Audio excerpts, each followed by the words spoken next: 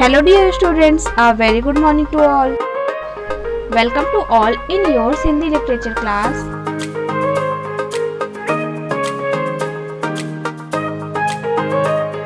Students, आज हम पढ़ेंगे हिंदी लिटरेचर। और बच्चों, हिंदी लिटरेचर में प्रीवियस क्लास में मैंने आपको पार्ट 9 पुस्तक प्रेमी अब्राहम लिंकन यह पढ़ाया था। इसके प्रश्न उत्तर लिखवाए थे। आई होप आपने सभी प्रश्न उत्तर याद कर लिए होंगे। बच्चों, आज का हमारा पार्ट है पार्ट 8 न्याय मंत्री। यह पार्ट हमारा सब्जेक्ट एनरिचमेंट का पार्ट है। तो बच्चों, सबसे पहले आइए हम इसके सारांश को पढ़ते हैं। चक्रवर्ती सम्राट अशोक अपनी शक्ति, सूझबूझ और न्याय के लिए विख्यात थे। तो बच्चों, आपने सम्राट अशोक के बारे में सुना ही होगा और वह एक चक्रवर्ती सम्राट थे। सम्राट में राजा थे और वह अपनी शक्ति, सूझबूझ और न्याय के लिए बहुत ही प्रसिद्ध थे। इस पाठ में एक ब्राह्मण द्वारा अपने शासन काल में चल रही अव्यवस्था के बारे में सुन वे उसकी परीक्षा लेना चाहते हैं। बच्चों, वह भेष बदल कर जाते हैं अपने प्रजाजनों के पास और उनसे जानते हैं कि क्या समस्या है उनके राज्य में। तो उसी में वह एक बार एक ब्राह्मण के घर जाते हैं। वहां पर उन्हें अपने राज्य में चल रही अव्यवस्था के बारे में पता चलता है। तो वह उस ब्राह्मण की परीक्षा लेना चाहते हैं। ब्राह्मण द्वारा भेद रहित न्याय करने पर वे उसकी सूझबूझ तथा साहस के कायल हो जाते हैं। तो बच्चों, जब वो उसकी परीक्षा लेते हैं तो ब्राह्मण क्या करता है, भेद यानी किसी का भेदभाव नहीं करता और जो सही है उसी पर फैसला करता है। तो वो उसके कायल हो जाते हैं, मोहित हो जाते हैं उस पर। न्याय मंत्री शीर्षक इस कहानी में सम्राट अशोक द्वारा ली गई अनूठी परीक्षा तथा ब्राह्मण शिशुपाल के उचित न्याय तथा निदान का वर्णन है। और जो हम पाठ पढ़ेंगे न्याय मंत्री, इसमें सम्राट ने जो उनकी परीक्षा ली उसके बारे में वर्णन है और न्याय मंत्री शिशुपाल ने उस परीक्षा का क्या निदान दिया है इसके बारे में इस पाठ में वर्णन है। तो आइए अब हम अपने इस पाठ को शुरू करते हैं। संध्या का समय था, चारों ओर अंधकार फैल चुका था। ऐसे में किसी ने घर का दरवाजा खटखटाया। कौन है? ब्राह्मण शिशुपाल ने दरवाजा खोलते हुए पूछा। एक परदेसी, बाहर से आवाज आई। क्या मुझे रात काटने के लिए स्थान मिल जाएगा? तो बच्चों, शाम का समय था और शाम के समय चारों तरफ क्या होता है, अंधेरा होता है। तभी शिशुपाल के यहाँ कोई दरवाजा खटखटाता है और वह दरवाजा खोलते हुए पूछता है कि कौन है। तो कहता है एक परदेसी। परदेसी में जो बाहर रहने वाला हो, वहाँ का ना हो। तो वह कहता है कि क्या मुझे एक रात यहाँ विश्राम करने के लिए मिलेगा? शिशुपाल ने दरवाजा खोला। उनके सामने एक नव युवक खड़ा था। उन्होंने मुस्कुराकर कहा, यह मेरा सौभाग्य है। अतिथि के चरणों से यह घर पवित्र हो जाएगा। आइए, पधारिए। तो बच्चों, शिशुपाल दरवाजा खोलते हैं और सामने देखते हैं कि नवयुवक यानी नौजवान लड़का खड़ा होता है। वो उससे कहते हैं, यह मेरा सौभाग्य है कि मेरे घर में अतिथि आए। अतिथि को लेकर शिशुपाल अंदर घर में गए। शिशुपाल के पुत्र ने अतिथि का आदर सत्कार किया। यह देख परदेसी मुग्ध हो गया। तो बच्चों, जब वह अतिथि को घर पर लेकर आते हैं तो उनका जो पुत्र होता है वो उनका आदर सत्कार करता है, उनका मान सम्मान करता है। यह देखकर वह जो परदेसी रहता है वह बहुत ही प्रसन्न हो जाता है, वह बहुत ही मोहित हो जाता है। भोजन आदि से निबटकर दोनों बातें करने लगे। बात देश की अव्यवस्था पर चल रही थी। शिशुपाल बोल उठे, आजकल बड़ा अन्याय हो रहा है। मेरा तो खून खौल उठता है। बच्चों, मेरा तो खून खौल उठता है, यहाँ पर यह क्या है, हमारा मुहावरा है। और इसका अर्थ क्या होता है कि वह बहुत ही गुस्सा हो जाता है, क्रोधित हो जाता है। और यहाँ पर वह दोनों फिर बातें करने लगते हैं खाना पीना खाने के बाद। और बात किस पर होती है? देश की अव्यवस्था पर, कि यहाँ पर बहुत अन्याय हो रहा है, यानी किसी के साथ न्याय नहीं होता है। परंतु परदेसी इस बात से सहमत ना था।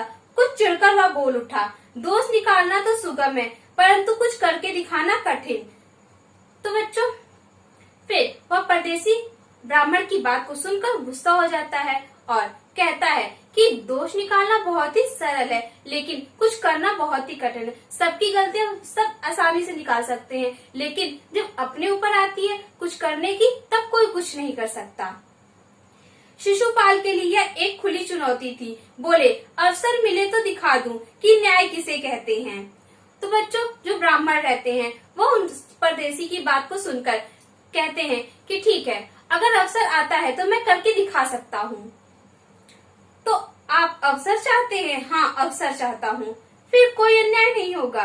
बिल्कुल नहीं। कोई अपराधी दंड से ना बचेगा? नहीं। परदेसी ने मुस्कुराकर कहा, यह बहुत कठिन काम है। तो बच्चों वह दोनों आपस में बातें करते रहते हैं, कहते हैं कि ठीक है, अगर आपको अवसर मिलता है तो क्या आप यह कर सकते हैं? क्या आप न्याय कर सकेंगे सभी के साथ? सभी दोषी को दंड दे सकेंगे? तो कहता हाँ, दे सकते हैं। ब्राह्मण के लिए कुछ भी कठिन नहीं, मैं न्याय का डंका बजाकर दिखा दूंगा। तो बच्चों वह ब्राह्मण कहता है कि ब्राह्मण के लिए कुछ भी कठिन नहीं होता, अगर उसे अवसर मिलेगा तो दिखा देगा कि न्याय कैसे किया जाता है। परदेसी के मुख पर धीरे से मुस्कुराहट आई और चली गई।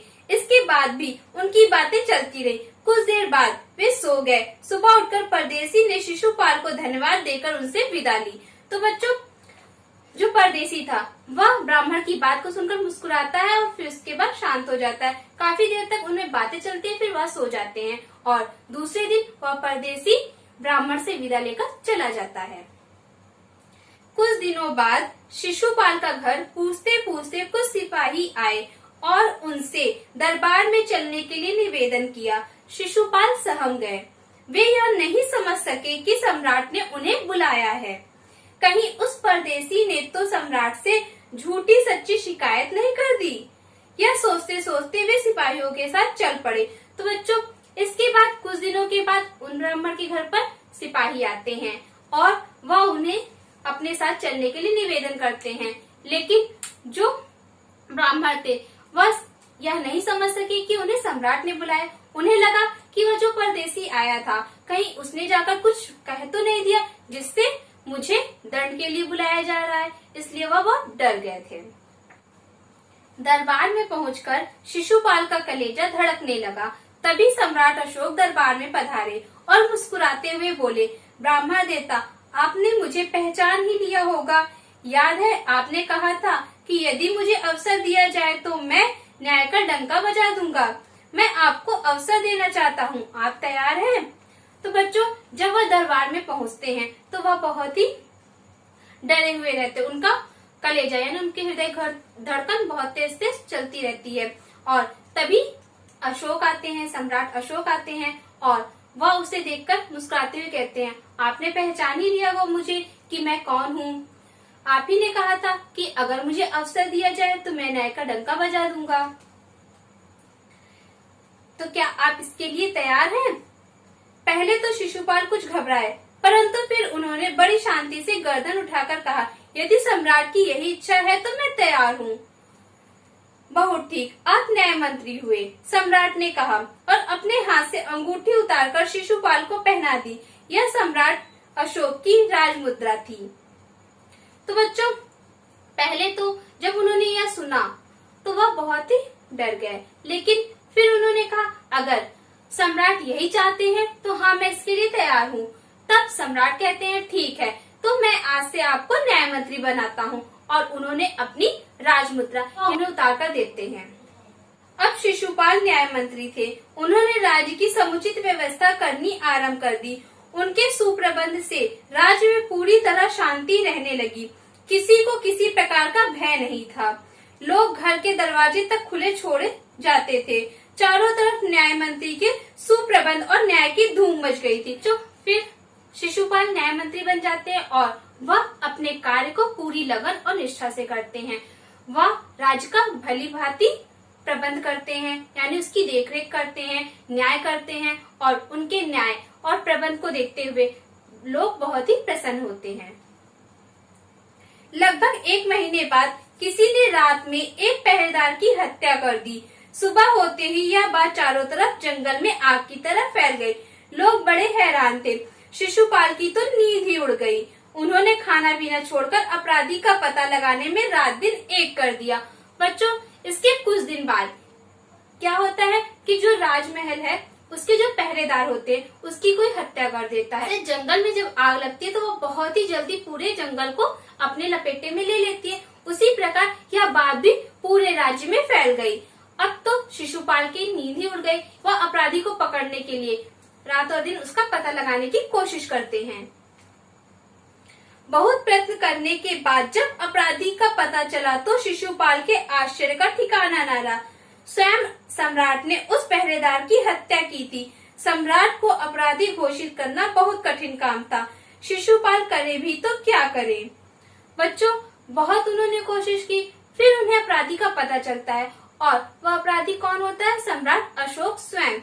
तो सम्राट को यानी राजा को अपराधी बताना यह बहुत ही कठिन काम था, लेकिन शिशुपाल क्या करते?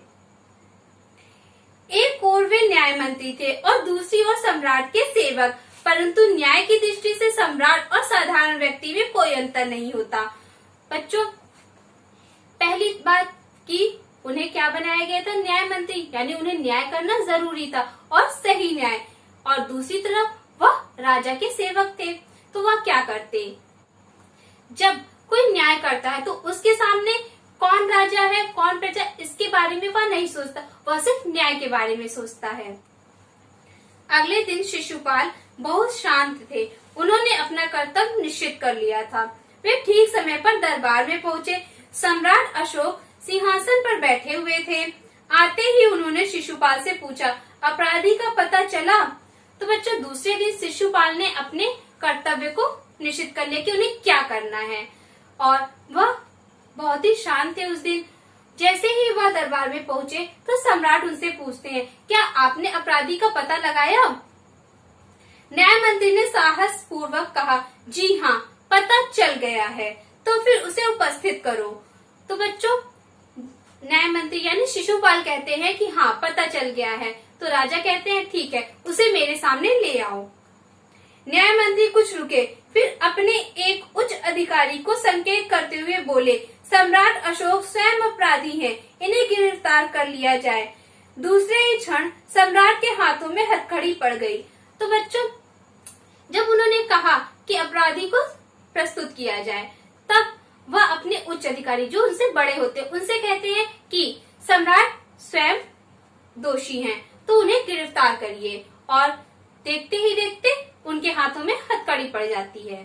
न्याय मंत्री ने कहा, अशोक, तुम पर पहरेदार की हत्या का अपराध लगाया जाता है, तुम इसका क्या उत्तर देते हो? सम्राट होंठ काट कर रह गए। तो बच्चों, जब उन्हें हथकड़ी पहना दी गई तब न्याय मंत्री उनसे कहते हैं कि तुम पर पहरेदार की हत्या का आरोप लगाया जाता है, इस विषय में तुम क्या कहते हो? तो सम्राट चुपचाप खड़े रहते हैं। न्याय मंत्री ने फिर पूछा, तो तुम अपराध स्वीकार करते हो? हाँ, मैंने उसे मारा अवश्य, पर वह उद्दंड था, सम्राट का उत्तर था। तो बच्चों, न्याय मंत्री फिर उनसे पूछते हैं, जो मैंने आप पर आरोप लगाया क्या वह सही है? आप इस अपराध को स्वीकार करते हो? तब सम्राट अशोक कहते हैं, हाँ, मैंने ही उसे मारा है, क्योंकि वह एक बदमाश था, वह एक बहुत ही शरारती था। उद्दंड का अर्थ क्या होता है? वह उद्दंड था या नहीं? तुमने एक राज कर्मचारी की हत्या की है, तुम अपराधी हो, तुम्हें मृत्युदंड दिया जाता है। न्याय मंत्री ने निर्णय दिया। तो बच्चों, फिर न्याय मंत्री कहते हैं कि वह उद्दंड था या नहीं, लेकिन वह एक राज कर्मचारी था और तुमने उसकी हत्या की है, इसलिए तुम मृत्युदंड के अधिकारी हो। और वह उन्हें मृत्युदंड की सजा देते हैं। सारी सभा में सन्नाटा छा गया। कोई कल्पना भी नहीं कर सकता था कि सम्राट को अपराधी घोषित कर दंडित भी किया जा सकता है। न्याय मंत्री का निर्णय सुन सम्राट ने सिर झुका लिया। वे शिशुपाल की परीक्षा लेना चाहते थे। शिशुपाल अपनी परीक्षा में सफल हो गए थे। सम्राट का हृदय ऐसे व्यक्ति को पाकर गदगद हो रहा था। तो बच्चों, जब न्याय मंत्री ने सम्राट अशोक को मृत्युदंड की सजा सुनाई तो वहाँ पर बैठी सभी सभा में सन्नाटा छा गया। शांति फैल गई कि कोई सम्राट को भी दोषी बता सकता और दोषी बताने के साथ ही उन्हें दंड भी दे सकता है। क्या उन्हें दंडित किया जा सकता है? लेकिन न्याय मंत्री का निर्णय सुनकर सम्राट अशोक बहुत ही प्रसन्न होते हैं, क्योंकि वह एक ऐसे व्यक्ति को पाते हैं जो बिना किसी भेदभाव के न्याय करता है। तभी न्याय मंत्री का संकेत पाकर एक कर्मचारी सम्राट अशोक की सोने की मूर्ति लेकर उपस्थित हो गया। न्याय मंत्री ने खड़े होकर कहा, सज्जनों, यह सच है कि मैं न्याय मंत्री हूँ। यह भी सच है कि अपराधी को दंड मिलना चाहिए, परंतु अपराधी और कोई नहीं, स्वयं सम्राट है। शास्त्रों में राजा को ईश्वर का रूप माना गया है, इसीलिए उसे ईश्वर ही दंड दे सकता है।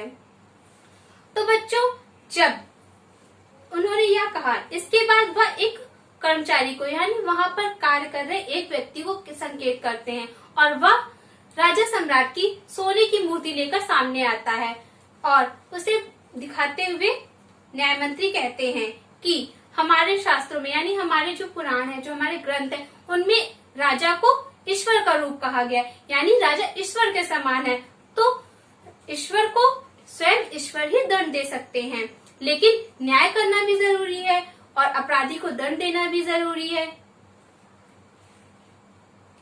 अतएव मैं आज्ञा देता हूँ कि सम्राट को चेतावनी देकर छोड़ दिया जाए और उनके स्थान पर इस सोने की मूर्ति को फांसी पर लटका दिया जाए, जिससे लोगों को शिक्षा मिले। तो बच्चों, न्याय मंत्री कहते हैं कि वह राजा है लेकिन अपराधी को दंड मिलना चाहिए, इसलिए मैं उन्हें सिर्फ चेतावनी देकर छोड़ता हूँ और उनकी जगह पर इस सोने की प्रतिमा को फांसी पर लटकाने की आज्ञा देता हूँ, जिससे लोगों को शिक्षा मिले।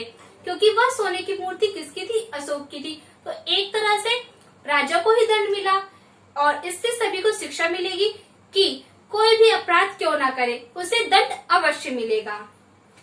न्याय मंत्री का न्याय सुन सभी उनकी जय जयकार कर उठे।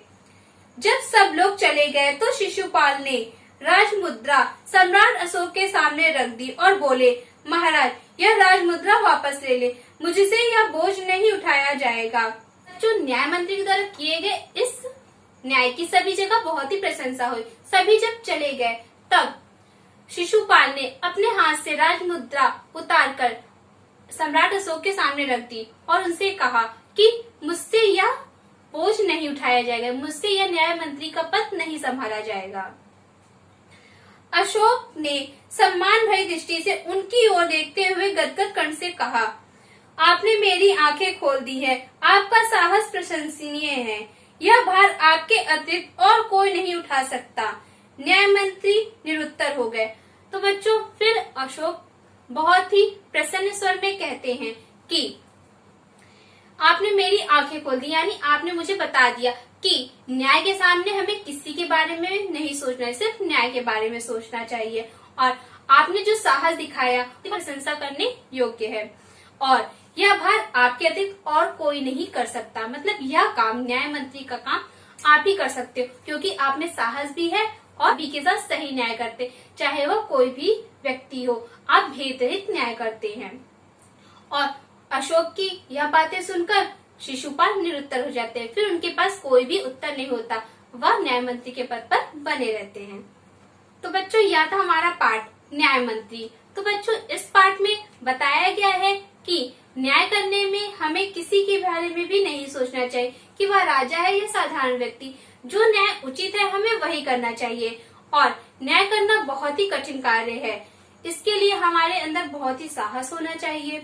और यहाँ पर शिशुपाल ने जो न्याय किया वह बहुत ही उचित था और उन्होंने सही फैसला लिया। इसकी वजह से सम्राट अशोक बहुत ही प्रसन्न हुए और वह उसे हमेशा के लिए अपने राज दरबार में न्याय मंत्री बनाना चाहते हैं। बच्चों, पाठ को पढ़ने के बाद आइए अब हम इस पाठ के शब्द अर्थ को पढ़ते हैं। तो बच्चों, पेज नंबर 49 पर यहाँ पर आपको जो शब्द अर्थ दिए गए हैं आपको इन्हें ही याद करना है। और यह आपका सब्जेक्ट मैनेजमेंट का पाठ है, इसलिए आपको इस पाठ के कोई भी कार्य अपनी क्लास और कॉपी में नहीं करना है। यहाँ पहला शब्द अर्थ है आपका संध्या। इसका अर्थ होता है शाम। अंधकार, अंधकार का अर्थ होता है अंधेरा। सौभाग्य, इसका अर्थ होता है अच्छा भाग्य। अतिथि, अतिथि का अर्थ क्या होता है? मेहमान। मुग्ध, मुग्ध का अर्थ होता है मोहित। अन्याय, अन्याय का अर्थ होता है न्याय विरुद्ध कार्य, यानी जो न्याय न करता हो। शिकायत, शिकायत का अर्थ होता है गलत बात या फिर असंतोष या किसी की कंप्लेन करना, किसी के बारे में कुछ कहना। समुचित यानी ठीक, उचित। आश्चर्य, अचंभा या हैरानी। सुप्रबंध, अच्छा इंतजाम। उद्दंड, उद्दंड का अर्थ होता है शरारती या बदमाश। संकेत, संकेत का अर्थ होता है इशारा। प्रशंसनीय, इसका अर्थ होता है प्रशंसा करने योग्य। सन्नाटा, चुप्पी या फिर मौन। निरुत्तर, उत्तर न देने वाला। आदर सत्कार, मान सम्मान। अव्यवस्था, व्यवस्था का अभाव, जहाँ पर व्यवस्था समुचित ना हो। खौल उठना, आवेश में आना या गुस्से में लाल होना। जंगल में आग की तरह फैल जाना, यानी किसी बात का बहुत तेजी से। बच्चों, शब्द को पढ़ने के बाद आइए अब हम इसके अभ्यास प्रश्न को हल करते हैं। तो बच्चों, आपका पहला अभ्यास प्रश्न है बहुविकल्पीय प्रश्न। इसमें पहला प्रश्न है, परदेसी किस ब्राह्मण के घर अतिथि बनकर गया था?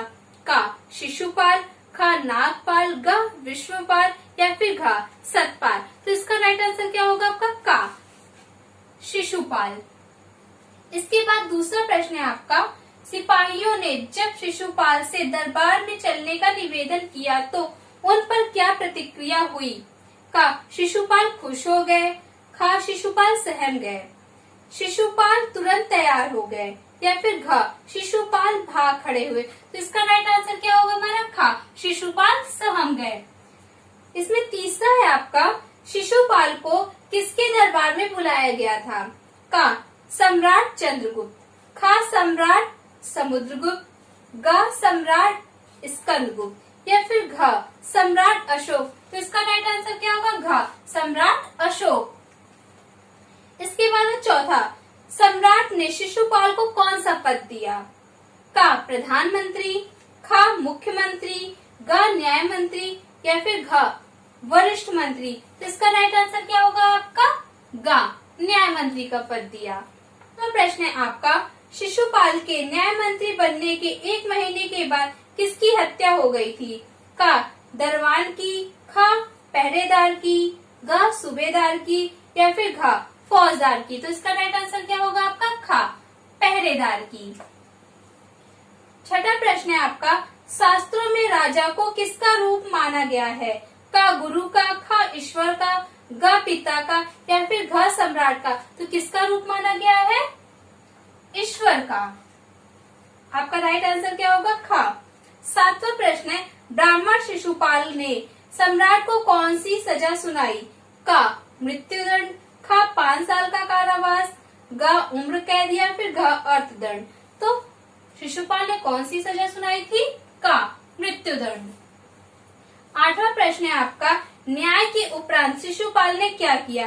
राजमुद्रा सम्राट के आगे रख दी, ख पद मुक्त कर देने का आग्रह किया या फिर ग दोनों या फिर घ कोई नहीं। तो इसका राइट आंसर क्या होगा आपका? ग दोनों। उन्होंने राजमुद्रा उनके सामने भी रख दी थी और फिर उनसे निवेदन किया था कि मैं यह बोझ नहीं उठा सकता, यानी मैं इस पद पर नहीं रह सकता, मुझे इस पद से मुक्त कर दीजिए। इसके बाद प्रश्न है आपका का मौखिक प्रश्न है ये आपके। इसमें पहला प्रश्न है, परदेसी कौन था? तो परदेसी कौन था बच्चों? सम्राट अशोक। दूसरा प्रश्न है, परदेसी क्यों चिढ़ गया? बच्चों, परदेसी क्यों चिढ़ गया था? क्योंकि वह शिशुपाल की बात पर सहमत नहीं था कि शासन व्यवस्था सही नहीं है, यहाँ पर बहुत अन्याय हो रहा है, और इस बात से सहमत नहीं था। तीसरा प्रश्न है आपका, सम्राट ने शिशुपाल को क्या पहनाया? तो इसका राइट आंसर क्या होगा आपका? राजमुद्रा। क्या पहनाया था? राजमुद्रा। चौथा है आपका, रात में किसकी हत्या कर दी गई थी? हत्या किसने की थी? तो किसकी कर दी गई थी? पहरेदार की। और किसने की थी? सम्राट अशोक ने। पांचवा प्रश्न है आपका, शिशुपाल ने सम्राट को फांसी पर लटकाने की क्या व्यवस्था की थी? तो बच्चों, क्या व्यवस्था की थी? उन्होंने उनकी सोने की मूर्ति बनवाकर फांसी पर लटकाने की व्यवस्था की थी। इसके बाद है बच्चों खाल लिखित प्रश्न। तो बच्चों, इन प्रश्नों के उत्तर भी आप अपनी किताब में ही साइड में राइट कर लीजिएगा, जैसे आप मौखिक प्रश्नों के उत्तर राइट करते हैं, जिससे अगर आपसे इस पार्ट के प्रश्न उत्तर पूछे जाएं तो आप उससे बता सकें। इन्हें आपको अपनी क्लास ऑफ कॉपी में राइट नहीं करना है। पहला प्रश्न है आपका, राजा ने शिशुपाल को अपना न्याय मंत्री क्यों नियुक्त किया? तो बच्चों, उन्होंने न्याय मंत्री क्यों नियुक्त किया था? क्योंकि वह उनके न्याय की परीक्षा लेना चाहते थे। दूसरा प्रश्न है आपका, सम्राट ने अपने पहरेदार की हत्या क्यों कर दी थी? तो क्यों कर दी थी?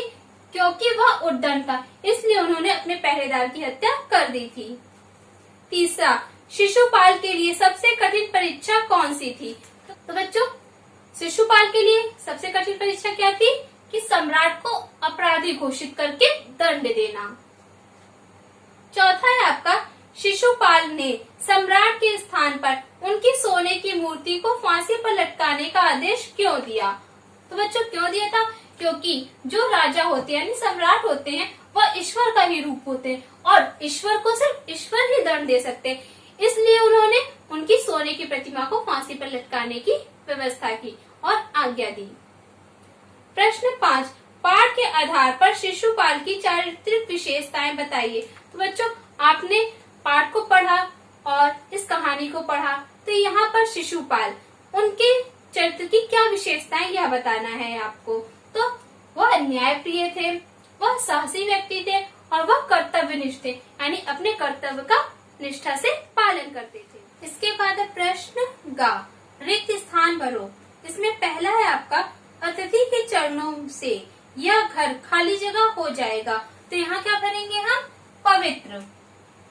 दूसरा है, मुझे अवसर मिले तो मैं न्याय का खाली जगह बजा दूंगा। तो यहाँ क्या हम लिखेंगे? डंका। तीसरा, चारों तरफ न्याय मंत्री के खाली जगह की धूम मच गई। तो यहाँ पर आपको क्या राइट करना है? सुप्रबंध और न्याय की धूम मच गई। चौथा, सम्राट को अपराधी घोषित करना बहुत खाली जगह काम था। तो यहाँ क्या राइट करेंगे? कठिन काम था। पांचवा, शास्त्रों में राजा को खाली जगह का रूप माना गया है। तो यहाँ क्या भरेंगे हम? ईश्वर। शास्त्रों में राजा को ईश्वर का रूप माना गया है। प्रश्न घ, निम्नलिखित कथन किसने कहे, किससे कहे, कब कहे और क्यों कहे, यह आपको बताना है। तो पहला है आपका, आजकल बड़ा अन्याय हो रहा है, मेरा तो खून खौल उठता है। यह वाक्य किसने कहा था? बच्चों यह वाक्य किसने कहा था? ब्राह्मण शिशुपाल ने। और किससे कहा था? परदेसी से कहा था। कब कहा था? जब वह भोजन करने के बाद बातचीत कर रहे थे तब। और क्यों कहा था? क्योंकि वह अन्याय के विषय में बता रहे थे कि इस समय अव्यवस्था बहुत ही बेकार है और बहुत ही ज्यादा अन्याय हो रहा है, इसलिए मेरा खून खौल उठता है। तो बच्चों ऐसे ही आपको बताना है कि यह सभी वाक्य किसने कहे, कब कहे और क्यों कहे। तो यह आपका आज का होमवर्क है, तो इसे आपको अपनी होमवर्क कॉपी में राइट करके सेंड करना है। इसके बाद है बच्चों नेक्स्ट आपका भाषा बोधन। इसमें का प्रश्न है आपका, उपसर्ग लगाकर विलोम शब्द लिखो। तो बच्चों यहाँ पर आपको उपसर्ग लगाने के बाद विलोम शब्द लिखना है, यानी जो हमारे विलोम शब्द बनेंगे उनके आगे उपसर्ग लगे होंगे। तो बच्चों उपसर्ग लगाने से हमारे शब्द का अर्थ बदल जाता है और उपसर्ग हमेशा शब्द के आगे लगते हैं। पहला है आपका न्याय। न्याय में हमने आ उपसर्ग लगाया और हमारा शब्द क्या बना? अन्याय। न्याय का विलोम क्या होता है? अन्याय। दूसरा है सहमत। यहाँ भी आ उपसर्ग लगाने से हमारा असहमत, यह विलोम शब्द बनता है। नेक्स्ट है आपका इच्छा। इच्छा में अन उपसर्ग लगाने से अनिच्छा शब्द बनता है। अपराधी। अपराधी में निर उपसर्ग लगाने से हमारा निरपराधी, यह इसका विलोम है। निर्णय। निर्णय में आ उपसर्ग लगेगा और इसका विलोम क्या बनेगा? अनिर्णय। निश्चित। यहाँ भी हमारा आ उपसर्ग लगेगा और शब्द बन गया, विलोम शब्द हमारा क्या बनेगा? अनिश्चित। शांति। यहाँ भी हमारा क्या लगेगा? आ उपसर्ग और इसका विलोम शब्द क्या होगा? अशांति। व्यवस्था, अव्यवस्था। शांत, अशांत। सफल, असफल। तो बच्चों देखा आपने कि उपसर्ग को लगाने से भी हमारे विलोम। इसके बाद बच्चों खा प्रश्न, मुहावरे भाषा का सौंदर्य बढ़ाते हैं, यह वाक्य को सरस, रोचक और विशेष अर्थ प्रदान करते हैं। मुहावरों में प्रत्येक शब्द का अपना महत्व होता है। शब्दों में परिवर्तन न केवल अर्थ का अनर्थ कर देता है बल्कि बात का प्रभाव भी कम कर देता है। तो बच्चों जो हमारे मुहावरे होते हैं, आपको पता ही है कि मुहावरा का प्रयोग करने से हमारे वाक्य और भी प्रभावशाली बन जाते हैं, उनका अर्थ और भी अच्छे से पता चलता है। मुहावरों में जितने भी शब्द होते हैं सभी शब्दों का अलग अलग अर्थ होता है। अगर हमने इन शब्दों को का परिवर्तन कर दिया तो हमारे अर्थ का अनर्थ यानी उसका भाव भी बदल जाएगा, उसका अर्थ ही परिवर्तित हो जाएगा। हम न्याय का डंका बजा दूंगा के बदले न्याय का बाजा बजा दूंगा, यह वाक्य बोलेंगे तो यह बहुत ही हास्यप्रद लगेगा, यानी बहुत ही हंसी वाला लगे, सभी को हंसी आएगी।